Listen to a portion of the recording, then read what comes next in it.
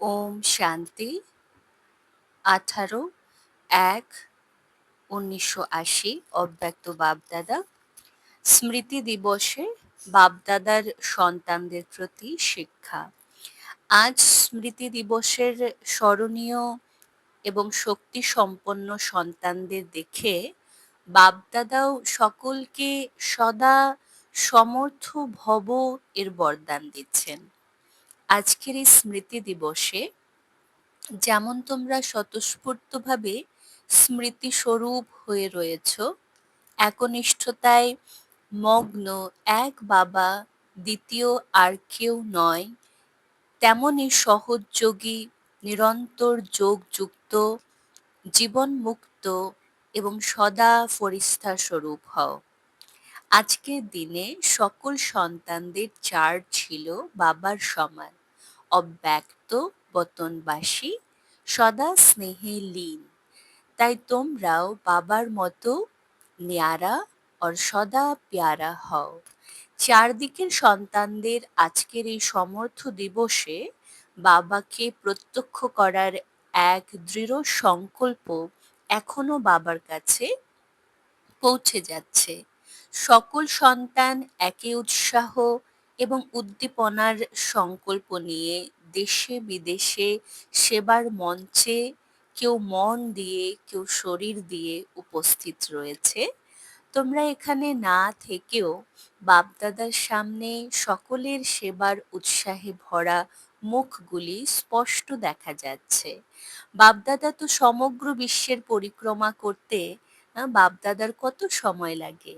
তোমরা বিজ্ঞানসম্মত উপায়ে টিভি বা রেডিওর সুইচ অন করে যত সময়ে শুনতে বা দেখতে পাও, তত সময়েই বাপদাদা সমগ্র বিশ্বের পরিক্রমা করে নেন।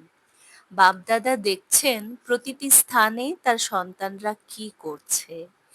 আজ সকলের মধ্যেই যেন একমাত্র সেবার ধুন লেগে আছে। প্রত্যেকের বুদ্ধিতে প্রত্যক্ষতার পতাকা ওড়ানোর সংকল্প দোল খাচ্ছে। এই পতাকা সমগ্র বিশ্বে ওড়াতে হবে। এই ধুন সবার মনে, এই ধুনটিই রয়েছে। সকলের হৃদয়ে বাপদাদা বিরাজ করছেন, আর তোমরা সেই সংকল্পকে বাস্তবে প্রমাণ করার পুরুষার্থ করছো। যেন হৃদয় খুলে দেখাতে পারো যে বাবা আমাদের হৃদয়ে বিরাজ করছেন। এই সময় সকলের মুখ স্মরণীয় সেবক হনুমানের মতো। কেউ শ্রেষ্ঠ সংকল্পের তীর ছুঁড়ে পরিবেশের মাধ্যমে বাবাকে প্রত্যক্ষ করার সেবা করছে, কেউ স্নেহপূর্ণ এবং শক্তিশালী বাণীর মাধ্যমে বাবাকে প্রত্যক্ষ করার কাজে নিয়োজিত। বাপদাদা আজ স্মৃতি এবং সেবার এই সুন্দর ভারসাম্যের দৃশ্য দেখছেন। আজ স্নেহ পূর্ণরূপে প্রকাশিত হয়েছে এবং শক্তির স্বরূপও সেবার জন্য সম্পূর্ণভাবে জাগৃত হয়েছে। আজকের মতো সদা স্মৃতি এবং সেবার ভারসাম্যে থাকো। আচ্ছা, 1980 সাল যোগ্যতা অনুযায়ী উত্তরাধিকার দেওয়ার বছর। এই 1980 সাল বিশেষভাবে প্রত্যেক আত্মাকে তার যোগ্যতা অনুযায়ী উত্তরাধিকার দেওয়ার বছর। সকল তৃষ্ণার্ত আত্মাকে তাদের যোগ্যতা অনুযায়ী তৃপ্ত আত্মায় পরিণত করার বছর। বিশেষভাবে এই বছরে স্মৃতি এবং সেবার ভারসাম্য বজায় রেখে সদা আনন্দময় থাকো। একই সঙ্গে সকল আত্মাকে আশীর্বাদ দিতে থাকো। এই বছরের সংগঠিত কর্মের বিশেষ স্লোগান নিজের প্রতি এবং সকলের প্রতি সদা বিঘ্ন বিনাশক হও। এর সহজ সাধন হলো, এর সহজ উপায় হলো প্রশ্ন চিহ্নকে চিরবিদায় দিয়ে ফুল স্টপের মাধ্যমে সমস্ত শক্তির পূর্ণ স্টক জমা করা অর্থাৎ বিঘ্ন বিনাশক হওয়ার উপায় হলো যে কেন, কিভাবে, এই সমস্ত প্রশ্ন চিহ্নকে চিরকালের জন্য বিদায় দিয়ে সব কিছুতে ফুল স্টপ লাগিয়ে সমস্ত শক্তিতে সম্পন্ন হওয়ার কথা বাবা বলছেন, এটার বিধি হিসেবে। এই বছরের সর্ববিঘ্ন প্রতিরোধী ঝকঝকে ফরিস্তাস্বরূপ পোশাক সদা পরিধান করে রাখো। মাটির তৈরি এই দেহভানের পোশাক পরো না, অর্থাৎ দেহ চেতনা ও দুর্বলতার পোশাক ত্যাগ করে সদা সর্বগুণের অলঙ্কারে সজ্জিত থাকো। বিশেষভাবে আর শক্তির অস্ত্র ধারণ করে সদা অষ্টশক্তিধারী সম্পূর্ণ মূর্ত হয়ে থাকো। সদা কমল ফুলের আসনে নিজের শ্রেষ্ঠ জীবনের পদক্ষেপ স্থাপন করো। আর কি করবে?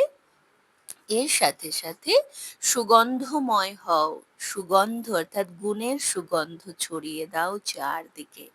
প্রতিদিন অমৃত বেলায় নিজেকে বিশ্ব বরদাতা স্বরূপে অনুভব করে বিশ্ব কল্যাণকারী বাবার সঙ্গে কম্বাইন রূপে থাকো।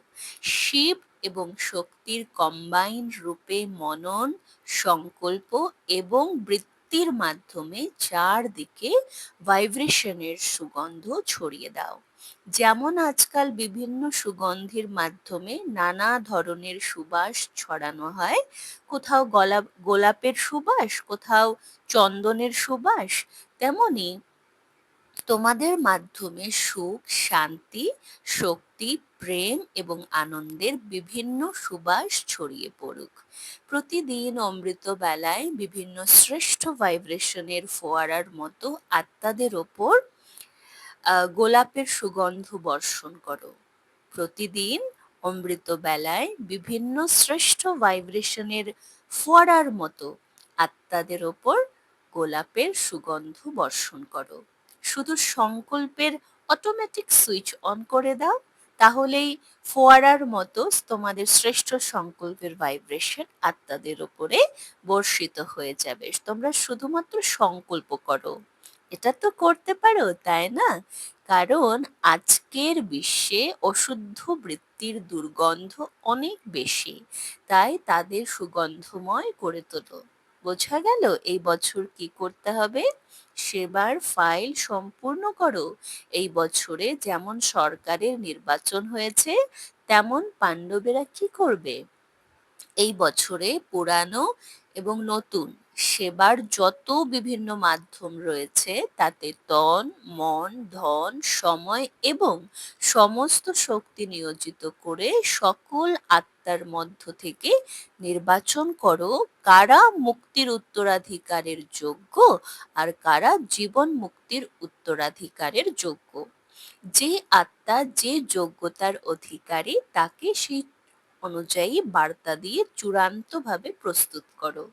এখন সেভার ফাইল ফাইনাল করো। যেমন কোনো অফিসার ফাইলের প্রতিটি কাগজে নিজের স্বাক্ষর করে সেটিকে সম্পূর্ণ করে প্রতিদিন পর্যায়ে পাঠান, তেমনি তোমরা প্রত্যেক সেবাধারী আত্মার ওপর মুক্তি এবং জীবন মুক্তির স্বাক্ষর করো। চূড়ান্ত তার স্ট্যাম্প লাগাও, তাহলেই ফাইল সম্পূর্ণ হবে। অর্থাৎ আত্মাদেরকে দেখে পরখ করো যে কে মুক্তির যোগ্য আর কে জীবন মুক্তির যোগ্য, আর সেইভাবে তাদেরকে সেই উত্তরাধিকার কাকে কি মুক্তির না জীবন মুক্তির উত্তরাধিকার দেওয়া যায় সেটাতে স্ট্যাম্প লাগিয়ে দাও। এভাবে বাবা ফাইলটাকে সম্পূর্ণ করার কথা বলছেন। তো বাবা বলছেন বোঝা গেল এবছর কি করতে হবে? সিলেকশনের প্রক্রিয়াকে দ্রুত করো। দেখা যাক আমরা কত দেখা যাক বাবা বলছেন দেখা যাক তোমরা কত দ্রুত এই ফাইল সম্পূর্ণ করতে পারো। আগে বিদেশের ফাইল প্রস্তুত হয় না দেশের, তা দেখা যাবে। যে আত্মাকে যে ধর্মে যেতে হবে তার উপর সেই অনুযায়ী স্ট্যাম্প লাগিয়ে দাও। আজ বাপ-দাদা চারদিকের সকল স্নেহী এবং সেবাধারী সন্তানদের স্মরণ স্নেহ দিচ্ছেন। আজ শরীরের দিক থেকে সবাই বিভিন্ন স্থানে থাকলেও মন থেকে বাবাকে প্রত্যক্ষ করার ধুনে মনমনাভব হয়ে বাবার দিকে নিবদ্ধ হয়ে রয়েছে। এমন স্নেহ এবং সেবায় অবিনাশী থাকা, সদা বাবার সেবায় তৎপর থাকা, প্রত্যক্ষতার পতাকা ওড়ানো এবং সর্বদা বিজয়ী সন্তানদের প্রতি স্মরণ স্নেহ এবং নমস্কার। আচ্ছা, জানকী দাদিকে বিদায়ের সময় বাপ দাদার বাণী। আজ জানকী দাদি লন্ডনে যাওয়ার জন্য বিদায় নিচ্ছিলেন, তাই সবার কাছ থেকে বিদায় নেওয়ার জন্য বাপদাদা তাকে নিজের পাশে সিংহাসনে বসিয়েছিলেন। বাপদাদাকেও বড় সন্তানদের সম্মান রাখতে হয়, তাই বাপদাদা বিদায় নয়, শুভেচ্ছা এবং অভিনন্দন দেন। যদিও তিনি একজন মস্ত ফকিরের মতো বিশ্বের পরিক্রমা করছেন, বাপদাদা 1 সেকেন্ডে সমগ্র বিশ্বের পরিক্রমা করতে পারেন, কিন্তু সাকার রূপে সন্তানদের মাধ্যমে সেবার পরিক্রমা করেন। তুমি বাবাকে বিশ্ব পরিক্রমা অর্থাৎ সেবার পরিক্রমা করানোর জন্য যাচ্ছ, মানে জানকী দাদিকে বাবা এই কথা বলছেন। তো এই বছরের বিশেষত্ব চক্রবর্তী ভব। সামনে সামনে বাবা আর পেছনে পেছনে তোমরা। তোমরা বাবাকে পরিক্রমা করাবে আর বাবা তোমাদের সঙ্গে নিয়ে পরিক্রমা করাবেন। তো মিষ্টি দিদি সম্পর্কে বাপদাদার বাণী। তো আজ মিষ্টি দিদি, মানমোহিনী দিদির কথা বলছে এখানে। তো আজ মিষ্টি দিদি বাপদাদার সামনে এসে বসেছেন। আজ বতনে সকল সন্তান স্নেহের সঙ্গে পৌঁছেছিল, কিন্তু আজকের সমর্থ দিবস পালন করার জন্য যারা সেবায় গিয়েছিল সেই শ্রেষ্ঠ আত্মারাও সেখানে উপস্থিত হয়েছিল। তাদেরও সুন্দর রুরিহান হয়েছিল। তারা নিজেদের বিশ্ব সেবার অসাধারণ ভূমিকা দেখে তারা নিজেদের বিশ্ব সেবার অসাধারণ ভূমিকা দেখে আনন্দিত হচ্ছিল। ভিন্ন শরীরের মাধ্যমে বিশ্ব সেবার যে অলৌকিক এবং রহস্যময় ভূমিকা চলছে, বাপদাদা সেই বিষয়ে বলছিলেন। বিশ্বের পতিত পাবনী সরস্বতী নদীকে গুপ্ত সেবাধারী হিসেবে স্মরণ করা হয়। গঙ্গা এবং যমুনা সাকার রূপে বেশি পরিচিত, কিন্তু সরস্বতীর সেবা গুপ্তভাবেও দেখা যায় এবং প্রকাশ্যভাবেও বাণীধারিণী রূপে স্মরণ করা হয়। উভয় ভূমিকাই অসাধারণ। জন্মের সঙ্গে সেবার ভূমিকার সম্পর্ক রয়েছে। এখানে অর্থ হলো, যেখানে জন্ম সেখানেই জয়। কোনো রাজ্যের জয় নয়, কিন্তু জন্মের সঙ্গে সঙ্গেই বিকারের ওপর জয় অর্জন। এই সামান্য যে গায়ন রয়েছে তা বাস্তব জীবনে ভূমিকা হিসেবেই চলতে হবে। এখন বিশেষ সেবাধারী আত্মাদের সাকার সেবার ভূমিকা যখন সম্পূর্ণ হবে, তখন নতুন রাজ্যের লেনদেনের এক অসাধারণ ভূমিকার সূচনা হবে। অ্যাডভান্স গ্রুপের মধ্যে বিশেষ পরিচিত আত্মাদের সংগঠন অত্যন্ত শক্তিশালী।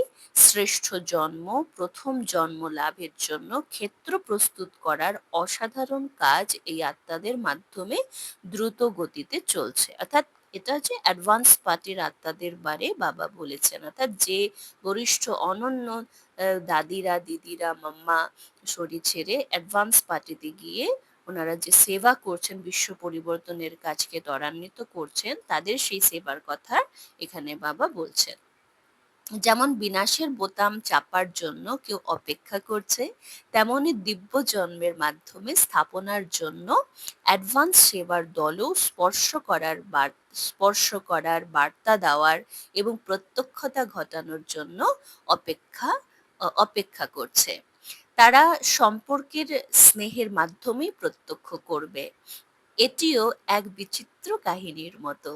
স্থাপনার জন্মের ভূমিকা পূর্ব নির্ধারিত। প্রথমে কৃষ্ণ, তারপর রাধা, তাই না? জন্মস্থান এবং তাদের অবস্থার সম্পূর্ণ প্রস্তুতির কাজ শেষ হওয়ার পর রাধার জন্ম হবে। এখানেও সেবার বিভিন্ন রূপে জন্মস্থান এবং অবস্থাকে প্রস্তুত করার এক অসাধারণ ভূমিকা রয়েছে।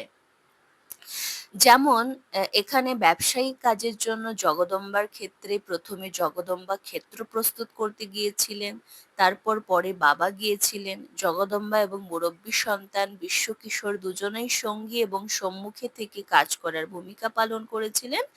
তেমনি এখন ভিন্ন রূপে একই কর্মসংস্কার চলছে। স্থাপনার জন্মের কাহিনীতে দুইজনেই হিরো পার্টধারী। তারা গর্ভমহল প্রস্তুত করছেন। এগুলো সব অ্যাডভান্স পার্টির ওই অ্যাডভান্সে যে কাজগুলো তারা করছে, সত্যযুগের কাজকে যে তারা এগিয়ে নিয়ে যাচ্ছেন এইভাবে, তো তাদের কথাগুলো বাবা এই মুরলিতে এইভাবে বলছেন। তো এখানেও তো ব্যবসার ক্ষেত্রে দুজন নিমিত্ত মূর্তি ছিলেন, তেমনই সেই মহল প্রস্তুতকারীদেরও অত্যন্ত শক্তিশালী হতে হবে। এখানে স্থাপনার প্রস্তুতি হয়েছে, আর এখন সেখানে তোমাদের জন্য, বিশেষত অষ্টরত্নদের জন্য প্রস্তুতি চলছে। মহল তৈরি হচ্ছে। প্রস্তুতি সম্পূর্ণ হলে তবেই তো আত্মারা সেখানে যেতে পারবে। তাহলে অপবিত্র সৃষ্টির মধ্যে পবিত্র মহল প্রস্তুত করার জন্য কত শ্রেষ্ঠ কাজ করতে হবে তা বোঝো। এর জন্য এমন শক্তিশালী আত্মা চাই যারা এই শক্তিশালী কাজ সম্পন্ন করতে পারে। সাধারণভাবে তা সাধারণভাবে তা করা সম্ভব নয়, সেটার জন্য শক্তিশালী স্বরূপ দরকার। তো সেখানে থেকেও জিজ্ঞাসা করা হচ্ছে কোন তারিখের মধ্যে মহল প্রস্তুত চাই, তারিখ বলো। তো তারা বলছে সাকার সেবার ভূমিকা যখন শেষ হবে তখন আমাদের কাজের সূচনা হবে, অর্থাৎ তোমাদের সমাপ্তেই তাদের সূচনা। তার জন্য বাবা বলেছেন সমস্ত বাচ্চাদেরকে তাড়াতাড়ি প্রস্তুত হও। বাবা তাড়াতাড়ি প্রস্তুত হওয়ার জন্য বাচ্চাদেরকে বলছেন। তো আগে সমাপ্তি হবে, তারপর সূচনা হবে। তাহলে সেবার ভূমিকার শেষ তারিখ কোনটি হবে? সেই তারিখ হবে রাজ্যের জন্মের তারিখ। শুনলে তাদের রুরিহান। যদিও সব বার্তাই প্রকাশিত ছিল, তবুও তাদের বিভিন্ন গ্রুপ রয়েছে। তো সেবাধারীদের প্রতি বিশেষ শিক্ষা। সেবা যোগ্য সন্তানদের দেখে বাবা বললেন যে সকলেই খুব সুন্দর সুন্দর সেবার পরিকল্পনা তৈরি করেছে, কিন্তু সমস্ত সেবার পরিকল্পনা তখনই সফল হবে যখন নিমিত্ত হয়ে থাকা বিশেষ আত্মারা যথাযথ মনোযোগ দেবেন। প্রথমত, যে আত্মার যে বিশেষত্ব রয়েছে সেই বিশেষত্বকে মূল্য দিয়ে তাকে উৎসাহ এবং উদ্দীপনার সঙ্গে সামনে এগিয়ে আনতে হবে। এর জন্য যারা নিমিত্ত তাদেরও অক্লান্ত সেবাধারী হতে হবে। দ্বিতীয়, সেবা কেন্দ্রের পরিবেশ। নিজের সেবা কেন্দ্র এবং তার সঙ্গে যুক্ত অন্যান্য সেবা কেন্দ্রের পরিবেশকে এমন আধ্যাত্মিক করে তোলো যাতে নিজের এবং নতুন আগত আত্মাদের সহজেই উন্নতি হতে পারে। কারণ পরিবেশই ভূমি তৈরি করে, তাই সেবা কেন্দ্রের পরিবেশ রুহানিয়তের দ্বারা পরিপূর্ণ হওয়া চাই। যারা সেবা কেন্দ্রে আসে তারা অনেক সময় গৃহস্থ জীবনের নানা ঝামেলায় ক্লান্ত হয়ে আসে, তাই তাদের অতিরিক্ত সহযোগিতার প্রয়োজন হয়। রুহানি পরিবেশের মাধ্যমে তাদের সহযোগিতা দিলে তারা সহজেই পুরুষার্থী হতে পারে। তো যেমন এয়ার কন্ডিশনের একটা নির্দিষ্ট পরিবেশ সৃষ্টি করে, শীতের মধ্যে কেউ যদি উষ্ণ স্থানে প্রবেশ করা মাত্রই আরাম অনুভব করে, তেমনই সেবা কেন্দ্রের পরিবেশ এমন রুহানি হওয়া চাই যাতে যেই সেখানে আসুক সে যেন অনুভব করে যে এই স্থানটি আমার সহজ উন্নতির স্থান। তাই সেবা কেন্দ্রের প্রবেশ করার সঙ্গে সঙ্গেই যেন বাইরের পরিবেশ এবং সেবা কেন্দ্রের পরিবেশের পার্থক্য অনুভব করা যায়। সেই পরিবেশ সেই আত্মাদের স্বতঃস্ফূর্তভাবে আকর্ষণ করবে। তৃতীয়ত, একতার ভাইব্রেশন। ব্রাহ্মণ পরিবারের বিশেষত্ব হলো অনেক হয়েও তোমরা সকলে এক। প্রতিটি সেবা কেন্দ্রের ভাইব্রেশন এমন হওয়া উচিত যাতে সকলে অনুভব করে যে এরা অনেক নয়, এরা এক। একতার এই ভাইব্রেশনে সমগ্র বিশ্বে এক ধর্ম আর এক রাজ্যে স্থাপনা করবে। তাই বিশেষ মনোযোগ দিয়ে সমস্ত ভিন্নতা দূর করে একতা নিয়ে আসতে হবে। এই বছর এই তিনটি বিষয় এই নতুন বছরে তিনটি বিষয় বাস্তবে আনো। এই নতুন বছরে বিশেষভাবে এই তিনটি বিষয়কে বাস্তবে প্রয়োগ করো। শুধু শোনা বা বলা তো এতদিন চলেই এসেছে, কিন্তু এই বছর এগুলোকে প্র্যাকটিক্যালি নিয়ে আসো। সেবাধারী নিজের জন্য নয়, সেবার জন্য। নিজের সবকিছু সেবার উদ্দেশ্যে সমর্পণ করে দেওয়া, স্বাহা করা। যেমন সাকার বাবা সেবায় নিজের হাড় পর্যন্ত স্বাহা করেছিলেন, তেমনি প্রত্যেক কর্ম ইন্দ্রিয়ের মাধ্যমে যেন সর্বদা সেবা হতে থাকে। মুখ দিয়েও সেবা, নয়ন দিয়েও সেবা, সেবা সেবা আর সেবাই সেবা। তোমরা সবাই এমন সেবাধারী হবে, তাই তো? সকলেই খুব সুন্দর পরিকল্পনা করেছে। এখন বাস্তবায়নের তালিকা আসবে। যেমন পরিকল্পনার ফাইল এসেছে তেমনই এবার পরিকল্পনার ফলাফলও আসবে। ভালো, তোমরা সবাই কি 108 এর মালায় আসতে প্রস্তুত? তো সবার ঘোষণা আপনা আপনিই হয়ে যাবে। প্রত্যেকে নিজের স্থান নিজেই গ্রহণ এবং নিজের নম্বর নিজেই ঘোষণা করবে। প্রত্যেকে নিজের স্থান নিজেই গ্রহণ করবে এবং নিজের নম্বর নিজেই ঘোষণা করবে নিজের পুরুষার্থের মাধ্যমে। সেবাই তোমাদের আসন আর নম্বর ঘোষণা করবে, মানে তোমাদের সেবাই নির্ধারণ করবে তোমাদের আসন এবং নম্বর। মুখের মাইক ঘোষণা করবে না। হুম। সেবাই হবে তোমাদের মাইক, সেবাই কথা বলবে। আচ্ছা। ওম শান্তি।